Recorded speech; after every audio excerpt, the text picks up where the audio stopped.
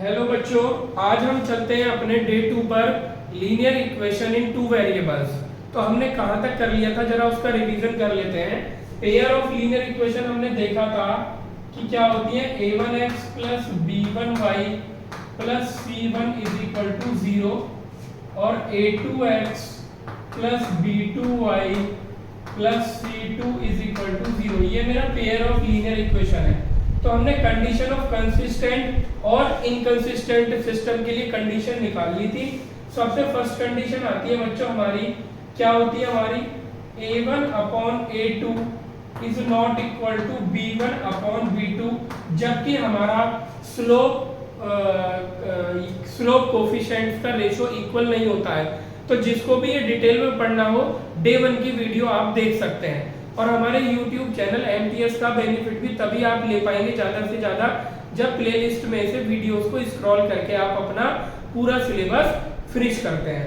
तो ये कंडीशन थी हमारी, जब स्लोप कोफिशिएंट इक्वल नहीं होता तो बच्चों में कैसी लाइन मिलती है, इंटरसेक्टिंग लाइंस। कैसी लाइन मिलती है, इंटरसेक्टिंग लाइंस। ठीक है, यानी वो एक पॉइंट पे कट करेंगी, यानी सॉल्यूशन कैसा होगा, यूनिक सॉल्यूशन।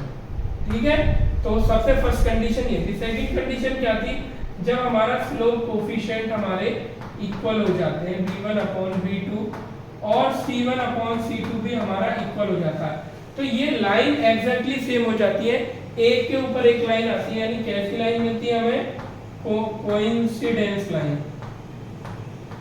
Coincidence lines. तो सॉल्यूशन कितने होंगे, हर एक पॉइंट पे सॉल्यूशन मिलता है, यानी infinite many solution, infinite solutions. ठीक है बच्चों, थर्ड कंडीशन होती है हमारी, स्लोप कोफिशिएंट का रेशियो तो इक्वल रहता है but c1 upon c2 different हो जाता है, तो लाइन का स्लोप तो बच्चों सेम रहता है इन दोनों रेशियो की वजह से, बट लाइन एक्चुअल में डिफरेंट होती है दोनों। तो ऐसी लाइंस को बोलते हैं बच्चों पैरेलल लाइंस। अगर इनको डिटेल में इनका ग्राफ भी देखना हो तो डे 1 की वीडियो में मैंने कवर किया है। पैरेलल लाइन में लाइन कहीं पे भी मीट नहीं करेंगी, इसलिए कोई भी सॉल्यूशन नहीं मिलेगा। तो बच्चों वो केस है नो सॉल्यूशन का। क्लियर। इसके बाद हम ये देखते हैं कि जिन केसेस में हमें सॉल्यूशन मिल जाते हैं उनको हम बोलते हैं कंसिस्टेंट, यानी पहला और दूसरा केस जो है बच्चों वो है कंसिस्टेंट सिस्टम। Consistent system. ठीक है, और बच्चों जिसमें सॉल्यूशन नहीं मिलते हैं, यानी ये थर्ड वाला केस, ये है बच्चों मेरा इनकंसिस्टेंट। इनकंसिस्टेंट सिस्टम, यानी ये जो हमारी पेयर ऑफ लीनियर इक्वेशन है, अगर ये कंडीशन फुलफिल होती है तो वो मेरी इनकंसिस्टेंट हो जाएगी। ठीक है, अब इसको आप नोट डाउन कर सकते हैं पूरी एक्सरसाइज, यानी आज की वीडियो में इसका बहुत ज्यादा यूज होने वाला है। अब हम इन पर लेते हैं बच्चों क्वेश्चंस। फर्स्ट क्वेश्चन पे चलते हैं बच्चों, find the value of k। ये लीनियर इक्वेशन दी हुई है इन टू वेरिएबल्स। क्या बोल रहा है, सिस्टम हैज यूनिक सॉल्यूशन, यानी मेरे को k की वैल्यू फाइंड करनी है और ये जो सिस्टम है लीनियर इक्वेशन का हैज यूनिक सॉल्यूशन। तो बच्चों देखो यूनिक सॉल्यूशन की कंडीशन कहां पे दी हुई है, यानी ये फर्स्ट वाली। इंफिनिटी सॉल्यूशन की कौन सी है, सेकंड वाली, और नो सॉल्यूशन कौन सी है, थर्ड वाली। तो मेरे को फर्स्ट वाली कंडीशन इसमें अप्लाई करनी है। सबसे पहले हम इक्वेशन को किस फॉर्म में लिखेंगे बच्चों, स्टैंडर्ड फॉर्म में। तो फर्स्ट इक्वेशन को मैं ऐसे लिख सकता हूं, 4x + ky = -8। नहीं, स्टैंडर्ड फॉर्म में ये लिखी हुई है, c हमारा इधर की तरफ ही है, तो कर लेते हैं, ये हो जाएगा +8 = 0। ऐसे इस वाली इक्वेशन को ये ऑलरेडी स्टैंडर्ड फॉर्म में दी हुई है, 2y + 2 = 0। अब जरा हम इसको कंपेयर करते हैं, a1x + b1y + c1। एक ही क्वेश्चन में कंपैरिजन करके दिखाऊंगा, फिर हम डायरेक्ट करेंगे, a2x + b2y + c2 = 0। जरा कंपेयर करते हैं, यहाँ पे a1 कितना आया बच्चों मेरा 4, b1 कितना आया बच्चों मेरा k, और c1 कितना है 8। अच्छा, कुछ बच्चे कंफ्यूज हो जाते हैं, b1 को पूरा ky ले लेते हैं। एक्चुअल में जो b1 है वो y का कोफिशिएंट है, यानी y को छोड़ के जो भी होगा दैट इज k, और विद साइन। इसमें सारे साइन पॉजिटिव के हैं, तो इसलिए हमारे पॉजिटिव क्या है, बाकी हमें साइन भी कंसीडर करना है। यहाँ कंपेयर करेंगे बच्चों तो A2 कितना है 2, B2 कितना है 2 और C2 कितना है बच्चों 2। ठीक है, अब हमें यूनिक सॉल्यूशन की कंडीशन लगानी है, that is A1 upon A2 is not equal, should not be equal to B1 upon B2। तो A1 upon A2 should not be equal to B1 upon B2।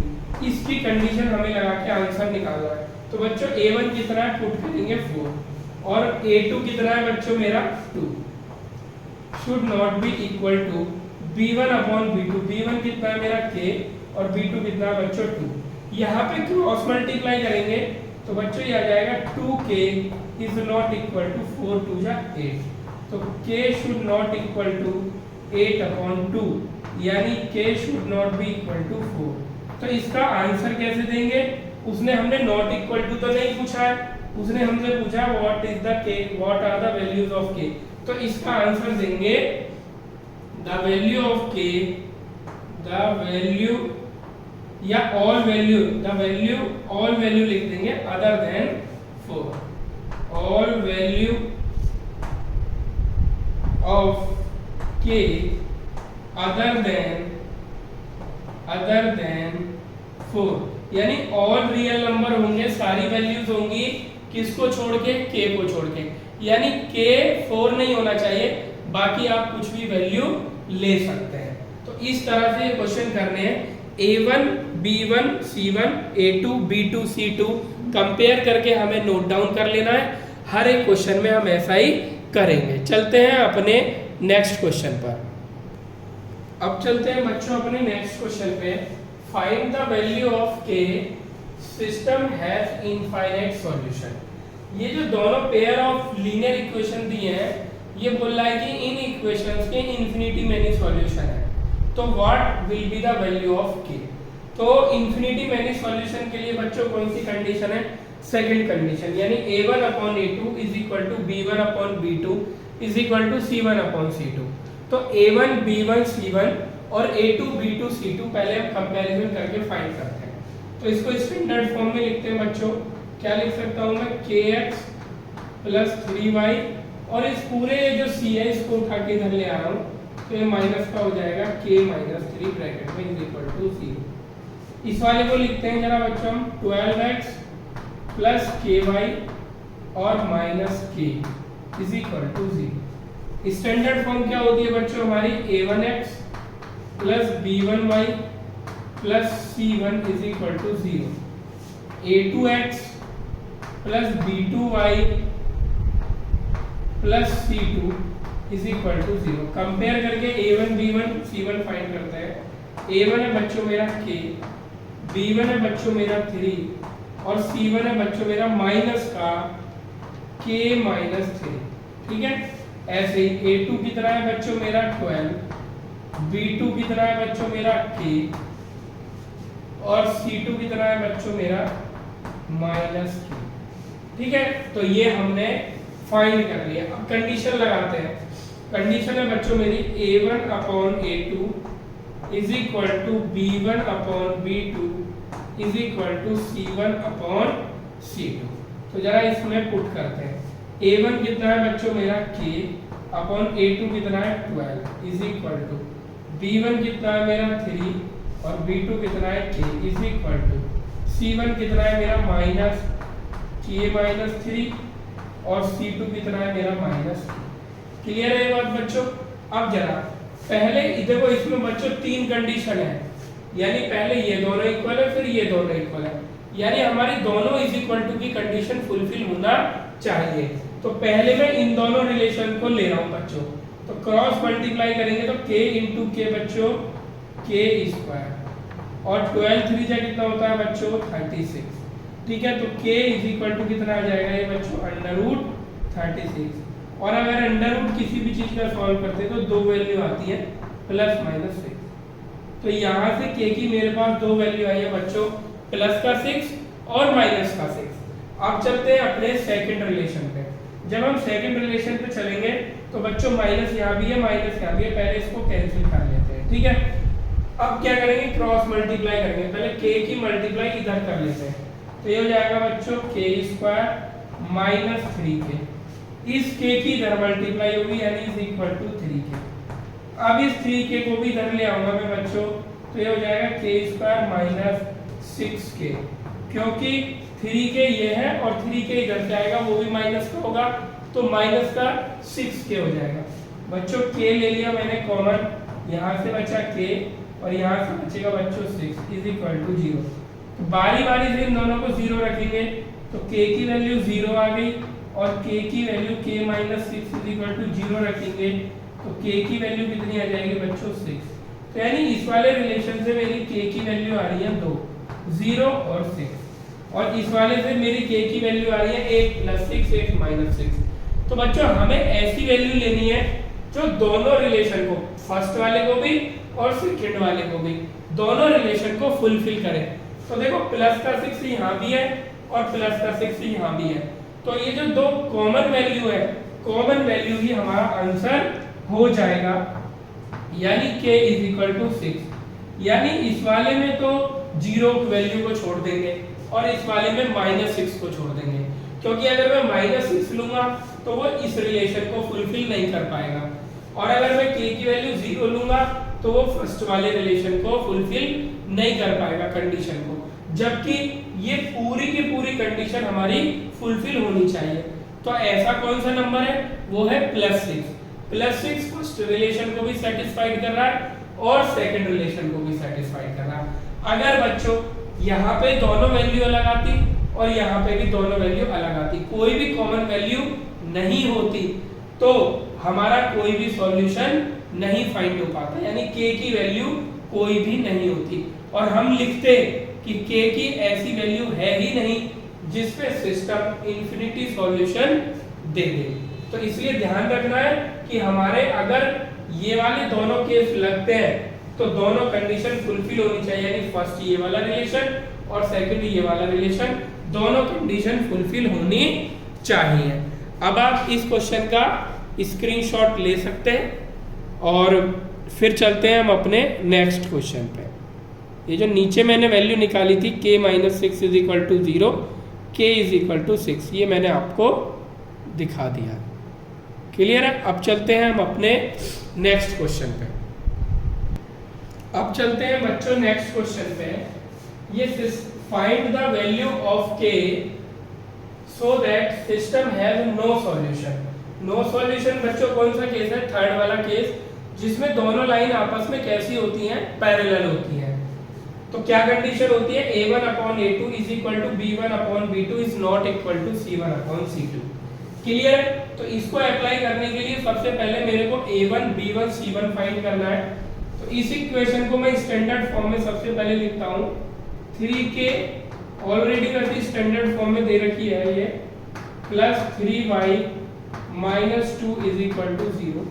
इसके बाद ये वाली इक्वेशन लिख लेता हूँ मैं, k square minus 1x plus k minus 2y minus 5 is equal to 0। Standard form से कंपेयर करते हैं, a1x plus b1y plus c1 is equal to 0, a2x plus b2y plus c2 is equal to 0। Compare करेंगे और find करेंगे। a1 is equal to है 3k plus 1, b1 है बच्चों मेरा कितना आ जाएगा 3, और c1 है बच्चों मेरा माइनस 2। कंपेयर करेंगे a2 को कंपेयर करेंगे तो बच्चों ये है k square minus 1। b2 compare करेंगे तो बच्चों b2 कितना आ जाएगा मेरा k माइनस 2, और c2 नीचे लिखूंगा, आगे स्पेस नहीं है, c2 कितना है बच्चों मेरा माइनस 5। कंडीशन क्या होती है हमारी नो सॉल्यूशन की, वो मैं यहाँ पे लिख देता हूँ, a1 upon a2 is equal to b1 upon b2 is not equal to c1 upon c2। तो जल्दी से पुट करेंगे इन तीनों में, a1 है मेरा 3k प्लस 1 अपॉन a2 कितना है k square minus 1 is equal to b1 कितना है मेरा 3 अपॉन b2 कितना है मेरा k minus 2 is equal to is not equal to c1 upon c2। c1 कितना है माइनस 2 और c2 कितना है मेरा माइनस। क्लियर है बच्चों ये बात? अब जरा हम इसको सॉल्व करते हैं। सबसे पहले फर्स्ट रिलेशन लेंगे, इसमें भी दो रिलेशन है, दोनों सेटिस्फाइड होने चाहिए।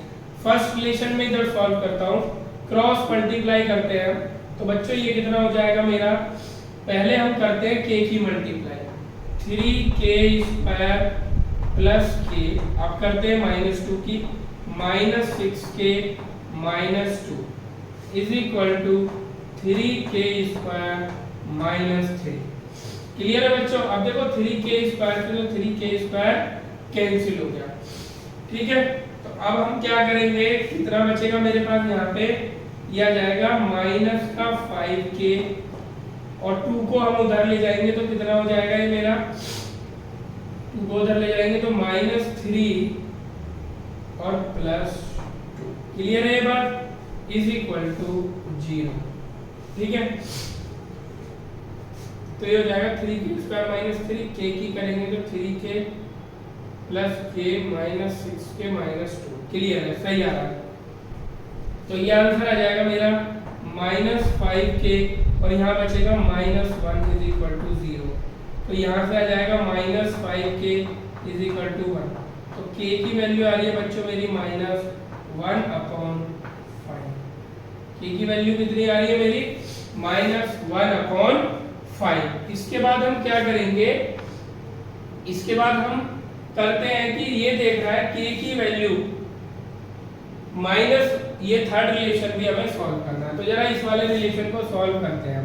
तो जरा क्रॉस मल्टीप्लाई करते हैं, तो ये आ जाएगा -2k + 4 इज इक्वल टू कितना हो जाएगा, इज नॉट इक्वल टू -5 3 जा 50। तो ये आ जाएगा मेरा -2k is not equal to -15 और -4। तो यहाँ आ जाएगा -2k is not equal to कितना आ गया, -90, माइनस से माइनस कट गया, k is not equal to 19/2। तो देखो यहाँ पे k की वैल्यू आ रही है 1/5 और वो कह रहा है कि बस 19/2 नहीं होनी चाहिए, बाकी कुछ भी हो। तो इन दोनों वैल्यू में से k इज इक्वल टू 1/5 हो जाएगी, क्योंकि यहाँ पे k बता रहा है कि -1/5 होना चाहिए फर्स्ट रिलेशन से। लेकिन एक चीज का ध्यान ये रखना है कि k की वैल्यू -1/5 पे अगर मैं इसमें यहाँ पे रखूं तो ये इक्वल नहीं होने चाहिए, ये इक्वल नहीं होने चाहिए। और ये इक्वल किस वैल्यू पे होंगे, केवल 19/2 पे इक्वल होंगे। तो इक्वल तो हो ही नहीं सकते -1/5 पे। तो यानी -1/5 फर्स्ट कंडीशन को और सेकंड कंडीशन को दोनों को फुलफिल कर रहा है। क्लियर है ये बात बच्चों? अब चलते हैं हम अपने नेक्स्ट क्वेश्चन पे।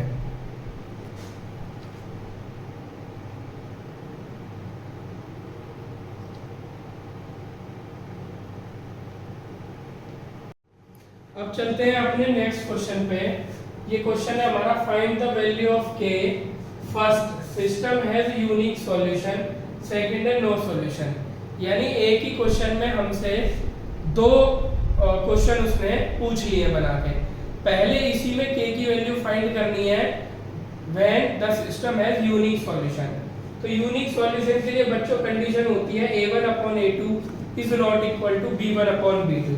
अब बार बार स्टैंडर्ड फॉर्म से हम कंपेयर नहीं करेंगे, डायरेक्टली लिख देंगे। देखो ये 5 इज इक्वल टू के राइट हैंड साइड पे है, जबकि जो हमारा कांस्टेंट होता है वो इज इक्वल टू के लेफ्ट साइड पे होता है और राइट साइड में हमारी 0 होती है। तो इस 5 को उठा के मैं इधर ले आता हूँ, ये हो जाएगा माइनस का।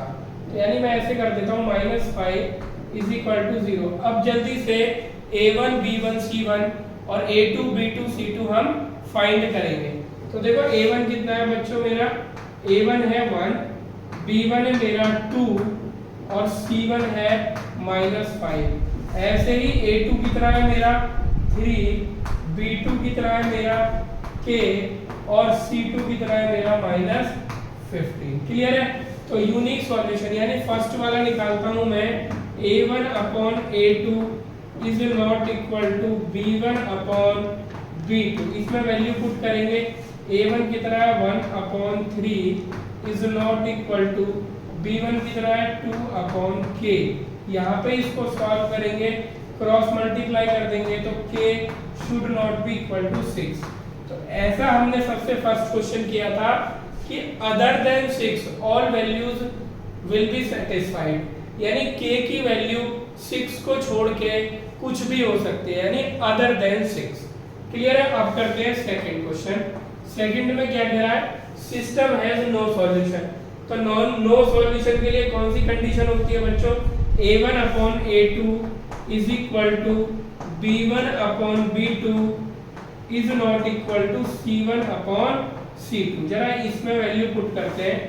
a1 अपॉन a2 कितना है बच्चों मेरा? a1 है 1, a2 कितना है मेरा 3 is equal to b1 upon b2। b1 कितना है मेरा 2 और b2 कितना है मेरा 3 is not equal to c1 upon c2। c1 कितना है मेरा -5 और c2 कितना है -50। इसको कैंसिल कर लेंगे तो बच्चों ये आ जाएगा 1 upon 3 is equal to 2 upon k is not equal to, ये आ जाएगा 5 3 जा 15 यानी 1/3। तो अब ये देखो क्या है, जब मैं इसको मल्टीप्लाई करूंगा तो यहाँ k की वैल्यू आ गई बच्चों 3 2 जा 6, पहला रिलेशन। क्लियर है? अब दूसरे रिलेशन को सेटिस्फाइड करेंगे तो यहाँ पे k की वैल्यू आ रही है k is not equal to 6। तो पहला रिलेशन ये बता रहा है कि k 6 होना चाहिए और दूसरा रिलेशन ये बता रहा है कि k 6 नहीं होना चाहिए। तो हमारा k की वैल्यू वही सेटिस्फाइड हो पाएगी नो सॉल्यूशन के लिए जो इन दोनों कंडीशन को फुलफिल कर पाए, फर्स्ट पहले रिलेशन को भी और दूसरे रिलेशन को भी। लेकिन पहले रिलेशन से आ रहा है k इज इक्वल टू 6, दूसरे से आ रहा है k is not equal to 6, यानी ऐसी कोई वैल्यू है ही नहीं जो इन दोनों रिलेशन को सेटिस्फाइड कर सके। इसलिए इसका आंसर होगा k does not have any value, k does not have any value, यानी k की कोई भी वैल्यू नहीं होगी। कौन सी कंडीशन के लिए? For no solution. No solution के लिए k की कोई वैल्यू होगी ही नहीं। तो इस टाइप के क्वेश्चन कुछ बच्चे क्या कर देते हैं, पहले रिलेशन से k की वैल्यू आ गई 6, इसी को आंसर मान लेते हैं। मैंने बताया था जब भी हम इंफिनिटी सॉल्यूशन या नो सॉल्यूशन लगाएंगे तो इसमें हमारे इज इक्वल टू में 3 फैक्टर आ जाते हैं। तो पहले 2 से एक रिलेशन बनता है, बाद के 2 से एक रिलेशन बनता है।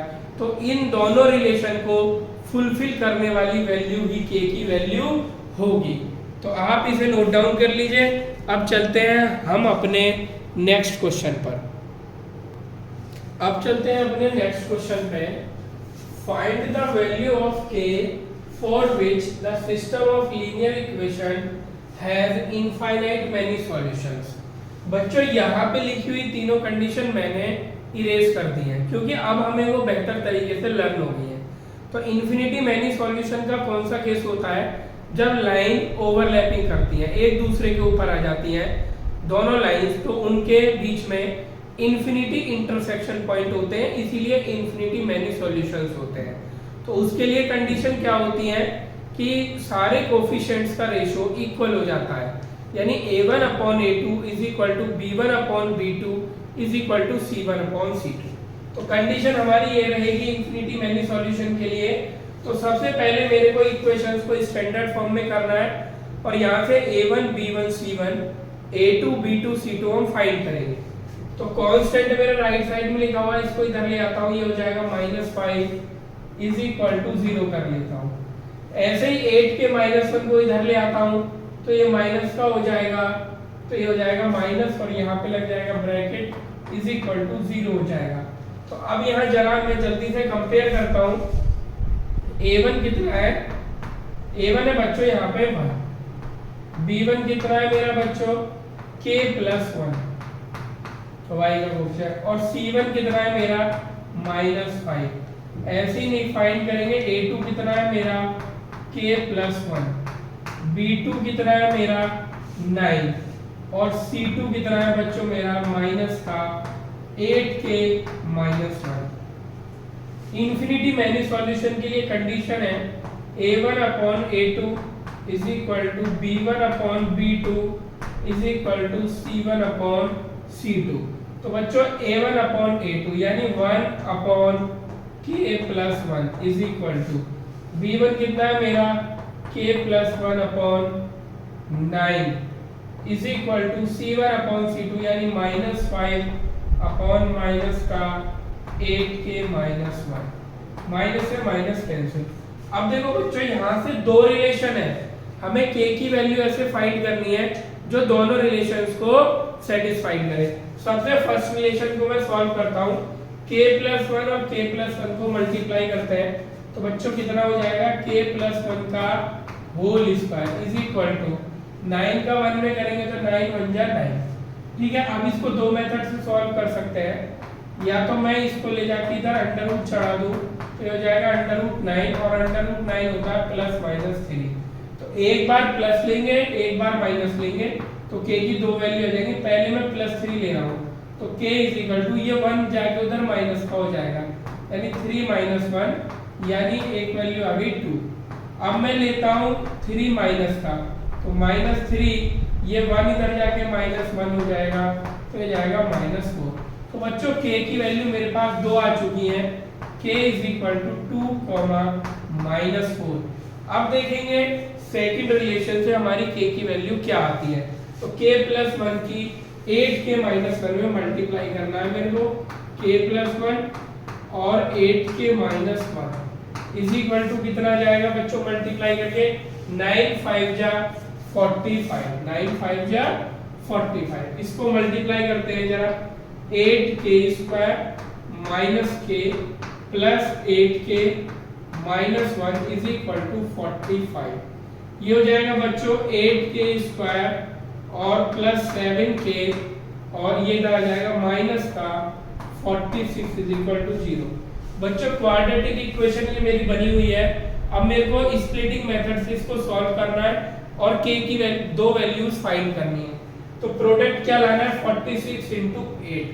तो बच्चों देखो 8 के फैक्टर क्या होते हैं, मैं यहाँ पे कर देता हूँ 2 इंटू 2 इंटू 2 और 46 के केवल दो ही फैक्टर होंगे, एक तो 2 और एक हो जाएगा मेरा 23।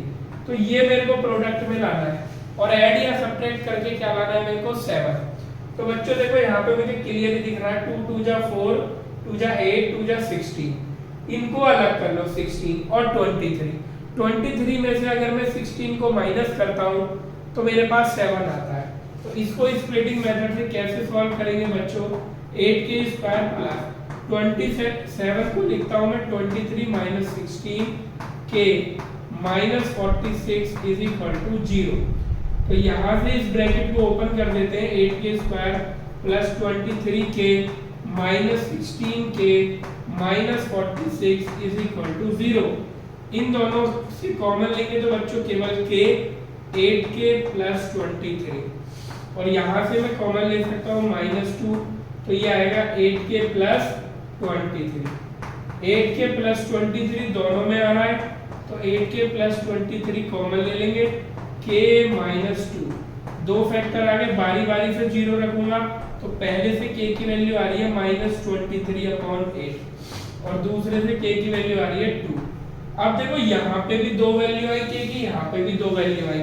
ऐसी वैल्यू चाहिए जो इस रिलेशन को भी सेटिस्फाइड करे और इसको भी सेटिस्फाइड करे। तो ये जो k इज इक्वल टू 2 है बच्चों, ये दोनों में आ रहा है, इसलिए k की वैल्यू क्या होगी बच्चों 2। तो इस तरह से हम अपने क्वेश्चंस को करेंगे। जब भी तीन रिलेशंस दिए हो तो उनमें से दो रिलेशन बना के फर्स्ट दोनों का एक साथ, सेकंड दोनों का एक साथ, दोनों रिलेशन हमारे सेटिस्फाइड होने चाहिए, वही हमारी k की वैल्यू होगी।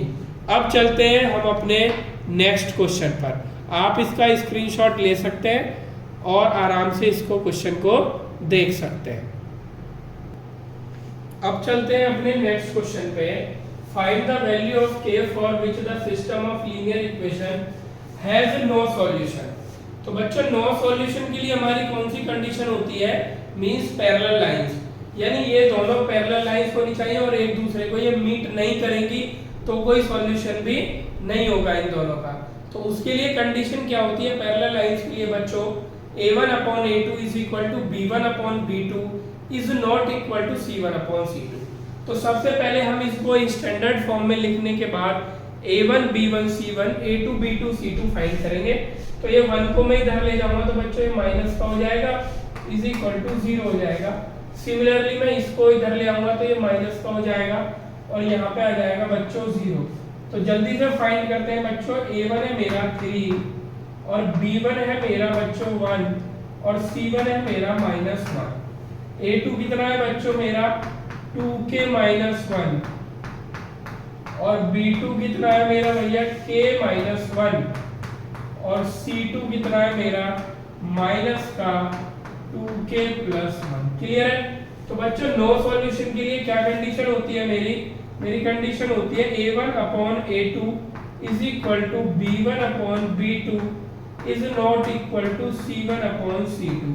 तो इसमें वैल्यू रखते हैं और बारी बारी से फाइंड करेंगे। a1 कितना है बच्चों 3 upon 2k -1 is equal to b1 कितना है बच्चों 1 upon k -1 is not equal to c1 upon c2 यानी -1 अपॉन -2k +1। तो बच्चों माइनस से माइनस पे कैंसिल कर सकता हूँ। अच्छा, जब मैं क्वेश्चन बोर्ड पे देता हूँ तो आप वीडियो पॉज करके पहले आप खुद भी करने की उसे कोशिश कर सकते हैं, बाद में मेरा सॉल्यूशन देख सकते हैं।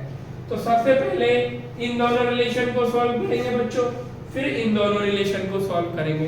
तो अब हम इन दोनों रिलेशन को सॉल्व करते हैं, क्रॉस मल्टीप्लाई करेंगे बच्चों।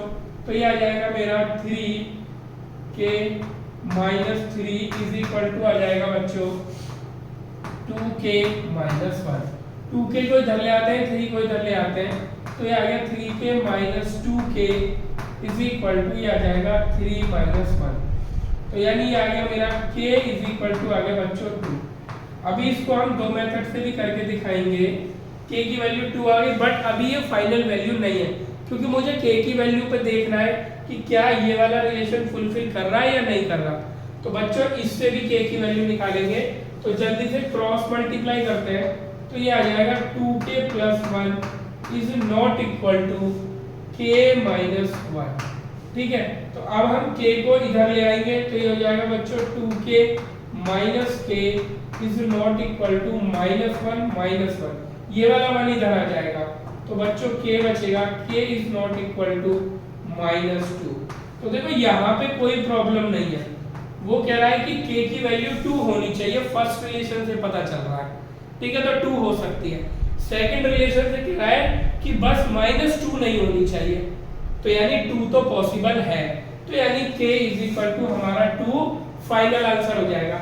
अगर यहाँ पे ये आ जाता k is not equal to 2 तो कोई भी आंसर नहीं होता। अच्छा, कई बार हम not is equal to relation से वैल्यू निकाल रहे हैं बार बार, कई बार हम ऐसे भी चेक कर लेते हैं। k की वैल्यू बच्चों मेरी आ गई 2 फर्स्ट रिलेशन से, ठीक है, लेकिन अब हमें k की वैल्यू ऐसी चाहिए तो इन दोनों में मैं पुट करूं तो ये दोनों इक्वल नहीं होने चाहिए। तो हम ऐसे भी चेक करके देख सकते हैं। जैसे मैंने इनको क्रॉस मल्टीप्लाई करा तो ये रिलेशन आया, तो पहले लेफ्ट हैंड साइड लेते हैं। क्या लेते हैं? Left hand side. कितनी है? 2k +1। इसमें k की वैल्यू 2 रखो, 2 × 2 + 1 यानी 2 2 जा 4, 4 और 1 5। तो लेफ्ट हैंड साइड आई है बच्चों 5। ऐसे ही हम राइट हैंड साइड सॉल्व कर लेते हैं। राइट हैंड साइड है बच्चों k -1, यहाँ पे 2 वैल्यू रख दो, 2 -1, तो वैल्यू कितनी आ गई 1।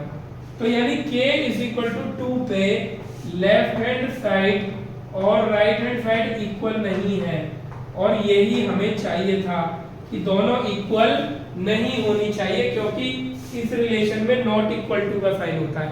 इसलिए k = 2 जो है वो फर्स्ट रिलेशन को भी और सेकंड रिलेशन को भी दोनों को सेटिस्फाइड कर रही है। इसलिए k की वैल्यू कितनी होगी बच्चों? 2। तो इस तरह से इन क्वेश्चंस को अटेम्प्ट करते हैं। अब चलते हैं हम अपने बच्चों नेक्स्ट क्वेश्चन पे, और ये अदर टाइप का क्वेश्चन है। Find the value of p and q for which, अभी तक एक ही अननोन वेरिएबल था यानी k, अब दो वेरिएबल आ चुके हैं। For which system of linear equation has infinite number of solutions. तो बच्चों इनफाइनाइट नंबर ऑफ सॉल्यूशंस क्या होते हैं?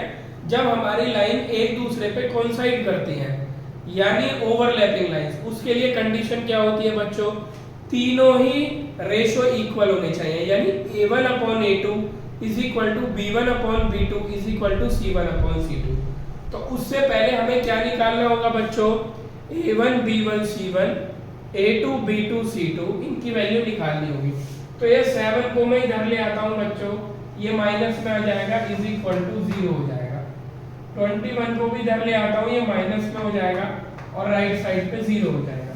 तो बच्चों जल्दी से कैलकुलेट करते हैं, a1 कितना है मेरा 2, b1 कितना है मेरा 3 और c1 कितना है मेरा -7। तो a2 कितना हो जाएगा यहाँ से p प्लस q, b2 कितना हो जाएगा मेरा 2p माइनस q और c2 कितना हो जाएगा मेरा -21। तो इन्फिनिटी मैनी सॉल्यूशन के लिए क्या कंडीशन होती है बच्चों, a1/a2 is equal to b1/b2 is equal to c1/c2। Value put करेंगे 2/p plus q is equal to b1 कितना है मेरा 3/2p minus q is equal to c1/c2 यानी -7/-21। माइनस से माइनस कैंसिल, और बच्चों इसको सिंपलीफाई करके लिख लेता हूं मैं, 7 1 जा 7 और 7 3 जा 21, सॉरी, इसको कैंसिल कर लिया मैंने, यानी यहाँ पे 1/3 है। अब बच्चों देखो क्या हो सकता है, हमें क्या करना है, दो इक्वेशन बनानी है p और q की, उनको आपस में सॉल्व कर देना है। तो दो इक्वेशन कई टाइप से बन जाएंगी। एक इक्वेशन तो ऐसे बन जाएगी, इन दोनों रिलेशन को हम साथ ले लेते हैं। दूसरी इक्वेशन कैसे बनेगी, इन दोनों रिलेशन को साथ ले सकते हैं। आप और भी इजी मेथड क्या है कि हम क्या करेंगे, इसको और इसको साथ ले लें, इसको और इसको साथ ले लें, यानी कैसे भी करके आप इनमें से दो इक्वेशन बना लें। तो सबसे जनरल मेथड हम रखते हैं कि पहले वाले दोनों एक साथ, लास्ट वाले दोनों एक साथ। तो इसको क्रॉस मल्टीप्लाई करते हैं बच्चों, जरा मल्टीप्लाई करेंगे तो कितना आ जाएगा, 2 की मल्टीप्लाई इसमें होगी, 2 2 जा 4p minus 2q is equal to 3 की मल्टीप्लाई इसमें होगी 3p प्लस 3q। ठीक है, यहाँ से p और q की इक्वेशन आएगी बच्चों, हम इसको इधर ले जाते हैं तो ये आ जाएगा मेरा बच्चों कितना हो जाएगा, 4p minus 3p is equal to 3q plus 2q। q को मैं इधर ले आया, p को मैं इधर ले आया, यानी p इज इक्वल टू बच्चों आ गया 5q। This is the first equation. अब सेकंड इक्वेशन क्या बताया था मैंने, इन दोनों को आप साथ ले लो, यानी 3/2p minus q is equal to 1/3। तो यहाँ भी क्रॉस मल्टीप्लाई करेंगे, 1 की मल्टीप्लाई 2p माइनस q में करेंगे तो 2p माइनस q ही आ जाएगा 1 की मल्टीप्लाई। ठीक है, और 3 की मल्टीप्लाई 3 में करेंगे तो 3 3 जा 9, ये आ गया हमारा। अब देखो क्या है, p की वैल्यू कितनी है बच्चों, 5q। तो p की वैल्यू यहाँ पे पुट कर दो, 2 into 5q minus q is equal to 9। ठीक है, तो ये कितना हो जाएगा बच्चों हमारा 10q minus q is equal to 9। तो 10q में से q जाएगा तो बच्चों बचेगा 9q इज इक्वल टू 9। तो q इज इक्वल टू 9/9, 9 बन जा 9। तो बच्चों q की वैल्यू कितनी आई है मेरे पास, 1 आई है। अब q की वैल्यू यहाँ पुट कर दो तो p की वैल्यू आ जाएगी, p is equal to 5 into 1। तो बच्चों p की वैल्यू कितनी आ गई मेरे पास, 5 आ गई। तो इस तरह से हमें दो इक्वेशन बनानी है। अच्छा, इसी में मैं एक मेथड और बता देता हूँ, इसको और इसको एक साथ लेते हैं तो देखो क्या बनेगी, 2/p plus q is equal to 1/3 ले लिया मैंने साथ। तो इसको आगे अगर सॉल्व करूंगा तो ये आएगा बच्चों p plus q is equal to 6। First equation बन गई। अब इन दोनों को साथ में ले लो, तो इन दोनों का साथ कैसे है, 3/, ये आ जाएगा 2p minus q is equal to 1/3। तो यहाँ से इक्वेशन बनेगी बच्चों 2p minus q is equal to 3 3 जा 9। ऐसे दो इक्वेशन बन गई, इनको हम सॉल्व कर लेंगे। तो सॉल्व करने का क्या मेथड है बच्चों, यहाँ से आप q की वैल्यू निकाल लो, कितना आ जाएगा 6 माइनस p, इसमें पुट कर दो q की वैल्यू, 2p माइनस q की जगह रख देंगे हम 6 minus p is equal to 9। आगे इसको सॉल्व करते हैं तो ये कितना हो जाएगा 2p minus 6 plus p is equal to 9। अब इसको सॉल्व करेंगे तो 2p में 2p और p हो गया बच्चों 3p और 6 उधर जाके प्लस का यानी 9 प्लस 6 तो यहाँ पे कितना आ रहा है 3p इज इक्वल टू 15 तो p कितना आ गया बच्चों 5 3 से डिवाइड करेंगे 3 5 का 15 क्लियर है। अब इस p को यहाँ पे रख दो तो q आ जाएगा तो बच्चों यहाँ से q आ जाएगा q is equal to 6 minus 5 तो q कितना आ गया बच्चों 1। तो ऐसे भी फाइंड कर सकते हैं यानी यहाँ पे तीन रिलेशन है आप कोई से भी दो को एक साथ लेके इक्वेशन बना सकते हो और उन दोनों इक्वेशन को जब आप सॉल्व करोगे आपस में तो हमारे p और q फाइंड हो जाएंगे। इसी टाइप के और क्वेश्चंस पे अब हम चलते हैं। अब चलते हैं अपने नेक्स्ट क्वेश्चन पे। Find the value of a and b for which system of linear equation has infinite number of solutions. ये हमारा नेक्स्ट क्वेश्चन है यानी 10th क्वेश्चन है। तो देखो हमें क्या करना है बच्चों, एक चीज का और ध्यान रखना है, जब भी दो वेरिएबल आ जाएंगे तो आप ये देख रहे हो कि इनफाइनाइट नंबर ऑफ सॉल्यूशंस की बात कर रहा है। तो जब मेरे पास दो वेरिएबल आएंगे तो दो इक्वेशन का होना बहुत जरूरी है। तो दोनों इक्वेशन कब बनेंगे, जब इज इक्वल टू का साइन होगा। अगर हमारा इज इक्वल टू का साइन अगर है वो भी दो जगह तो वो केवल और केवल इन्फिनिटी मैनी सॉल्यूशंस में है। ठीक है, अगर यूनिक सॉल्यूशन की बात करूं तो वहां तो नॉट इज इक्वल टू की कंडीशन है। अगर बात करता हूं मैं नो सॉल्यूशन की तो वहां पे भी एक नो इज इक्वल टू की कंडीशन है। केवल इन्फिनिटी मैनी सॉल्यूशंस में ही हमारे दोनों इज इक्वल टू के साइन यूज होते हैं। तो जल्दी से हम बिना देरी करे हुए इसको सॉल्व करते हैं। 5 राइट साइड में तो इसको लेफ्ट में ले आऊंगा तो -5 इज इक्वल टू 0 हो जाएगा। ऐसे 3 है इसको भी मैं लेफ्ट साइड में ले आऊंगा तो -3 इज इक्वल टू 0 हो जाएगा। जल्दी से इसको स्टैंडर्ड इक्वेशन से कंपेयर करके a1 b1 c1 फाइंड कर लेते हैं। a1 है मेरा 2a -1, b1 कितना है बच्चों मेरा -3 और c1 कितना है बच्चों मेरा -5। a2 कितना आएगा कंपेयर करके बच्चों 3, b2 कितना आएगा मेरा b-2 और c2 कितना आएगा मेरा -3। क्लियर है ये बात।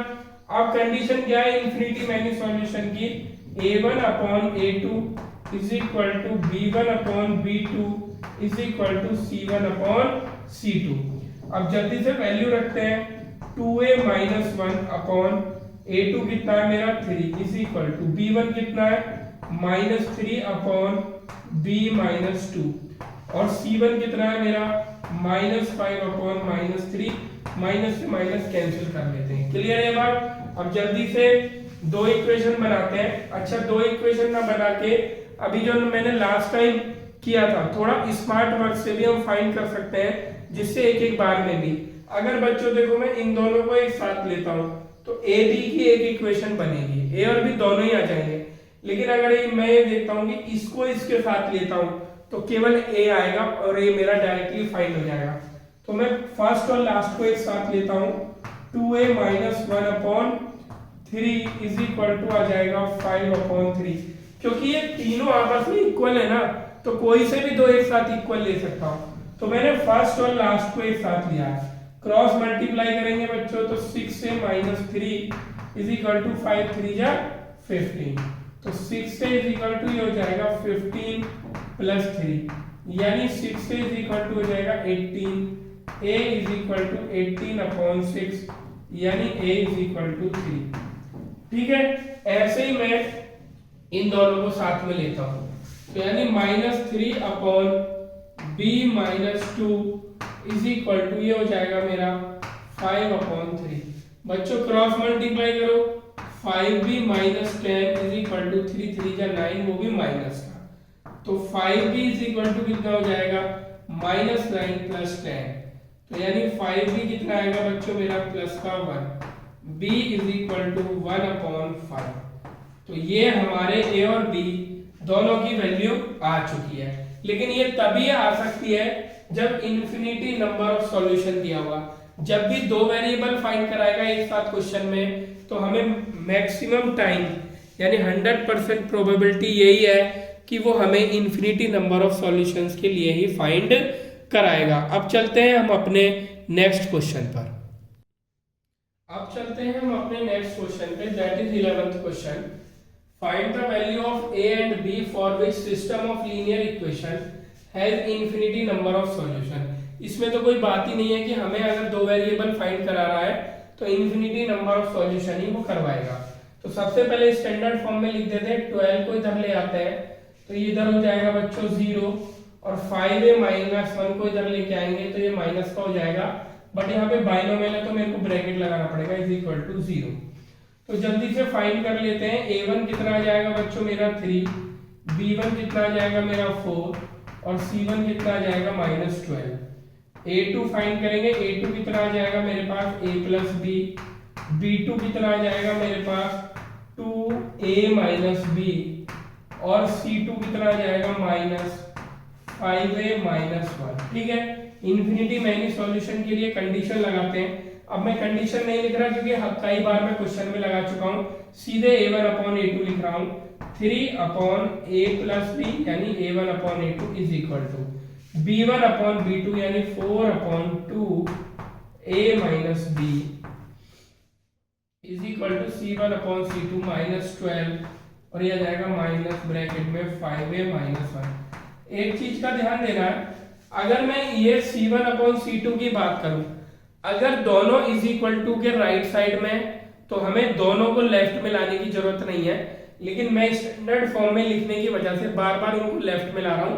तो यहाँ पे हम ये देखते हैं कि माइनस से माइनस कट जाता है, और जब मैं इनको लेफ्ट में लाता हूं तो इनमें कोई चेंज भी नहीं होता, केवल दोनों में माइनस लग जाते हैं। तो अगर दोनों राइट साइड है या दोनों लेफ्ट साइड है तो हम उनको c1 अपॉन c2 में यूज कर सकते हैं, बट ऐसा ना हो कि एक तो इज इक्वल टू के राइट साइड है और एक इज इक्वल टू के लेफ्ट साइड है, तब हम उन्हें c1 अपॉन c1 c2 नहीं ले सकते।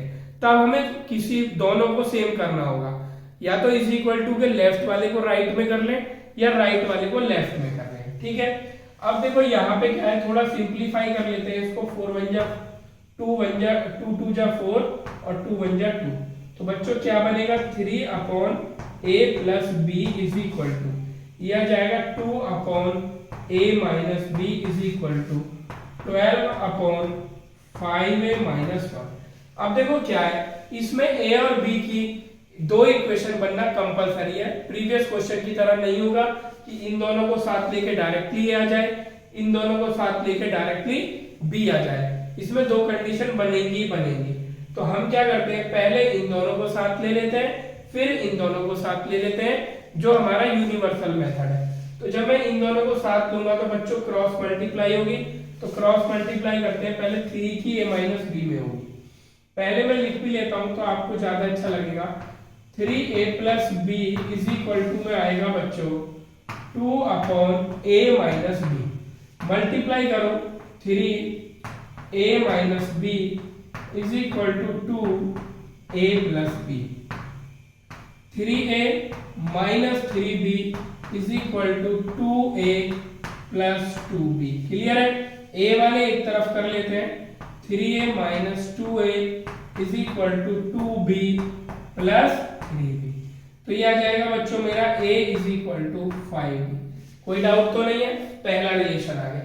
अब इन दोनों को साथ लेते हैं, तो इसको भी मैं लिख लेता हूं 2 upon a minus b is equal to, यह जाएगा 12 upon 5a minus 1।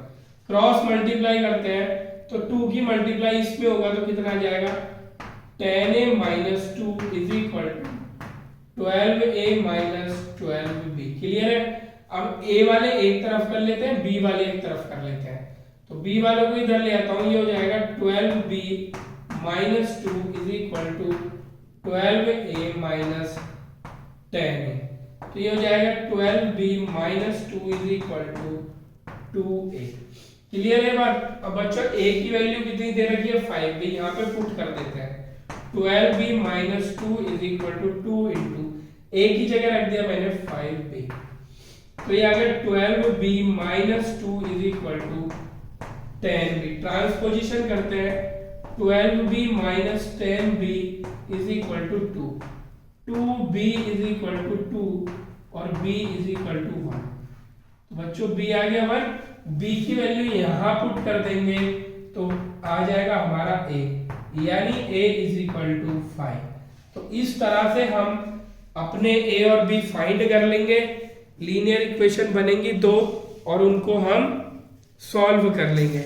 Linear equation को सॉल्व करने का मेथड अभी इस वीडियो के बाद हम डिटेल में पढ़ेंगे और डिफिकल्ट से डिफिकल्ट लीनियर इक्वेशन सॉल्व करेंगे। अब चलते हैं हम अपने नेक्स्ट क्वेश्चन पर।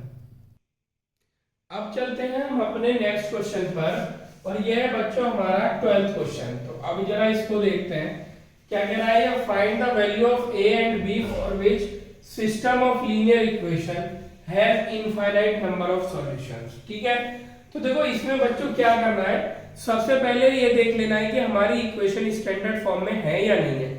यहाँ पे x है, यहाँ पे y है और यहाँ पे कांस्टेंट है। फर्स्ट इक्वेशन बिल्कुल स्टैंडर्ड फॉर्म में है। सेकंड इक्वेशन को देखो बच्चों, यहाँ पे है x, यहाँ पे है y और कुछ बच्चे इसको कांस्टेंट ले लेंगे। ये कांस्टेंट नहीं है, कांस्टेंट केवल 28 है, यानी वेरिएबल जो y एक ही जगह पे होना चाहिए वो यहाँ दो जगह पे दे रखा है। तो पहले y को कंबाइन करना है और ये बहुत इंपॉर्टेंट क्वेश्चन है। जब भी इक्वेशन में 2 बार x हो, 3 बार x हो, या जब भी इक्वेशन में 2 बार y है, 3 बार y है, 4 बार y है, तो आपको उसमें से y कॉमन लेके कंबाइन करना है। यानी एक ही जगह कंबाइन फॉर्म में x होना चाहिए, एक ही जगह y होना चाहिए और बाकी जो फिर बचा कुचा है वो हमारा कांस्टेंट होगा। लेकिन अब इस बचे कुचे को हम कांस्टेंट नहीं ले सकते।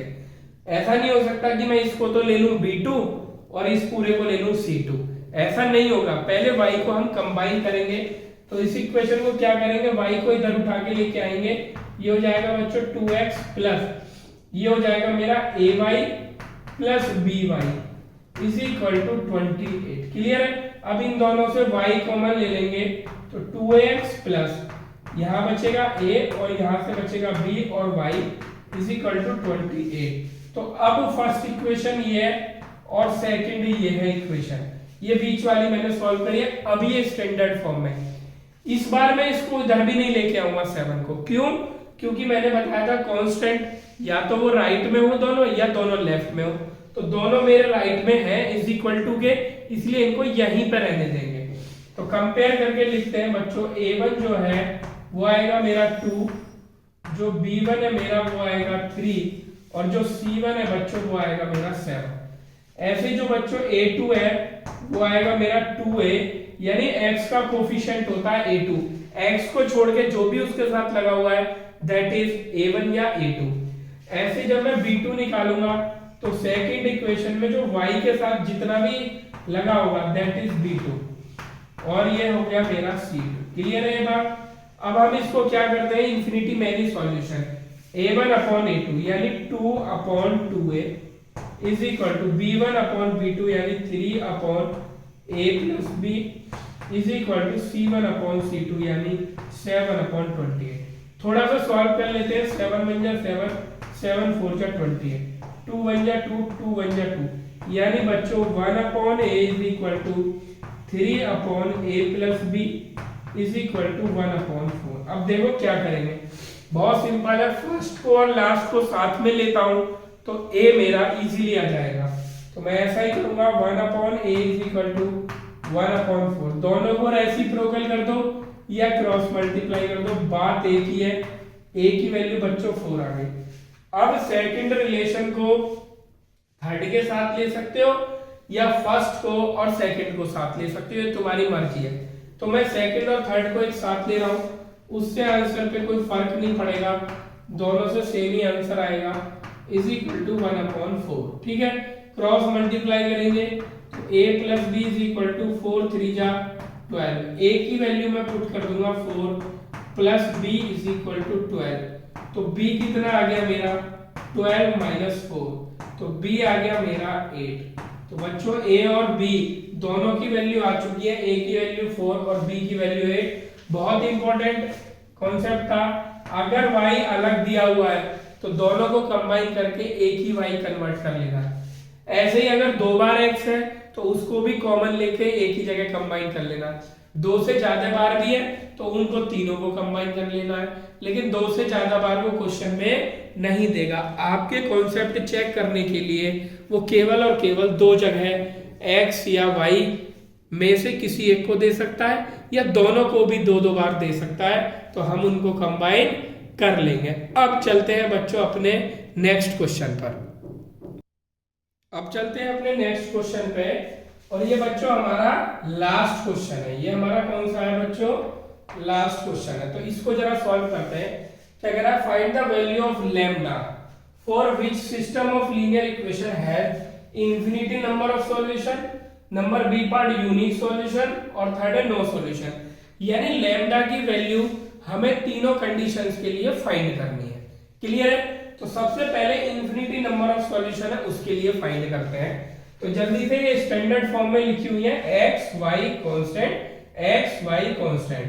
तो फाइंड कर लेते हैं। a1 है बच्चों लैम्डा, b1 है बच्चों 1 और c1 है मेरा लैम्डा स्क्वायर। ये दोनों इज इक्वल टू के राइट साइड पे कांस्टेंट, इसलिए मैंने इनको ट्रांसपोजिशन नहीं किया बच्चों। a2 कितना होगा मेरा 1, b2 कितना होगा लैम्डा और c2 कितना होगा बच्चों मेरा 1। तो इन्फिनिटी नंबर ऑफ सॉल्यूशन यानी फर्स्ट पार्ट कर रहा हूं मैं a1 अपॉन a2 यानी lambda upon 1 is equal to b1 upon b2 यानी 1 upon lambda is equal to c1 upon c2 यानी लैम्डा स्क्वायर अपॉन 1। तो देखो बारी बारी से सॉल्व करेंगे। पहले फर्स्ट दोनों रिलेशन लेता हूं, क्रॉस मल्टीप्लाई करते हैं। तो यानी lambda square is equal to 1, तो लैम्डा इज इक्वल टू बच्चों अंडर रूट 1। लैम्डा की वैल्यू दो आएंगे +1 और दूसरी हो जाएगी बच्चों -1। क्लियर है? अब इस वाले रिलेशन को सॉल्व करते हैं। तो क्रॉस मल्टीप्लाई करेंगे तो बच्चों आएगा lambda cube is equal to 1, तो lambda is equal to cube root 1। Cube root जब सॉल्व करते हैं तो वो हमेशा एक ही साइन का आता है, या तो माइनस का या प्लस का। अगर प्लस है तो वो प्लस ही आएगा। यानी मैं इसको और डिटेल में कर देता हूं, इसको लिख सकता हूं मैं 1 इंटू 1 यानी लैम्डा कितना आ गया 1। अब मैंने बताया था कि वो वैल्यू हम लेते हैं जो इन दोनों रिलेशन को सेटिस्फाई करे। तो पहले वाले साइड +-1 और दूसरे वाले साइड केवल +1। तो कौन सी वाली ज्यादा सेटिस्फाइड कर रही है? 1। यानी 1 जो है वो दोनों के केस में आ रहा है, इसलिए 1 आंसर होगा। -1 अगर हम लेते हैं तो वो सेकंड कंडीशन को सेटिस्फाइड नहीं करेगा, इसलिए हम -1 नहीं लेंगे। अब आ जाते हैं number second, unique solution. Unique solution के लिए आपको पता है a1 upon a2 should not be equal to b1 upon b2। तो जल्दी से वैल्यू रख देंगे a1 अपॉन a2 यानी lambda upon 1 is not equal to b1 upon b2 यानी 1 अपॉन लैम्डा। क्रॉस मल्टीप्लाई करेंगे lambda square is not equal to 1 यानी lambda is not equal to under root 1 यानी lambda should not be equal to +-1 यानी +-1 को छोड़ के कोई भी वैल्यू लैम्डा की हो सकती है। किसके लिए? For unique solution. तो यानी लिखेंगे लैम्डा अदर देन +-1। +-1 को छोड़ के कोई भी वैल्यू हो सकती है। Number third, no solution. No solution के लिए बच्चों क्या कंडीशन होती है? a1 upon a2 is equal to b1 upon b2 is not equal to c1 upon c2। तो वैल्यू पुट करेंगे a1 upon a2 lambda upon 1, b1 upon b2 1 upon lambda should not be equal to c1 upon c2 यानी lambda square upon 1। मैंने बताया जब भी तीनों relation होते हैं तो दोनों कंडीशन सेटिस्फाइड होनी चाहिए, पहला फर्स्ट सेकंड और सेकंड थर्ड। तो जरा फर्स्ट सेकंड से निकालते हैं। Lambda square is equal to 1 और lambda is equal to under root 1, lambda is equal to +-1। दो वैल्यू आई है यहाँ से लैम्डा की +-1, बट अभी इस वाले रिलेशन से चेक करना पड़ेगा। जब इसमें क्रॉस मल्टीप्लाई करूंगा तो lambda cube should not be equal to 1, तो यहाँ से लैम्डा आ जाएगा क्यूब रूट 1 और क्यूब रूट कितना होता है? Lambda should not B 1। ये कह रहा है कि लैम्डा 1 नहीं होना चाहिए, ये बोल रहा है लैम्डा 1 होना चाहिए या -1 होना चाहिए। हमें दोनों की बात माननी है। तो ये कह रहा है लैम्डा 1 मत करो, आप कुछ और कर लो। तो हम यहाँ पे दो वैल्यू आई हुई है लैम्डा की 1 और -1, तो 1 हम इसके कहने पे छोड़ देंगे और lambda is equal to -1 answer आ जाएगा। तो लैम्डा इज इक्वल टू -1 है बच्चों थर्ड वाली कंडीशन के लिए, किसके लिए? नो सॉल्यूशन के लिए। ठीक है, ये जो वैल्यूज आई है अलग अलग कंडीशन के लिए। लैम्डा अदर देन +-1 ये कंडीशन आई है बच्चों यूनिक सॉल्यूशन के लिए। ये किसके लिए आंसर आया है? यूनिक सॉल्यूशन के लिए, क्योंकि उसने 3 पार्ट पूछे थे। और लैम्डा इज इक्वल टू 1 कौन से पार्ट के लिए आया है? इन्फिनिटी मैनी सॉल्यूशन के लिए। किसके लिए आया ये? इनफाइनाइट में सॉल्यूशंस के लिए। ठीक है, तो अब मुझे नहीं लगता कि सिस्टम ऑफ कंसिस्टेंसी पे कोई भी क्वेश्चन ऐसा बचा है कि जो आप ना कर पाओ। अब नई वीडियो में मिलेंगे हम, जब मैं आपको बताऊंगा कि how to solve the linear equation in 2 variable. ठीक है, तो अब हम अपनी नेक्स्ट वीडियो में मिलेंगे with the solution of linear equation.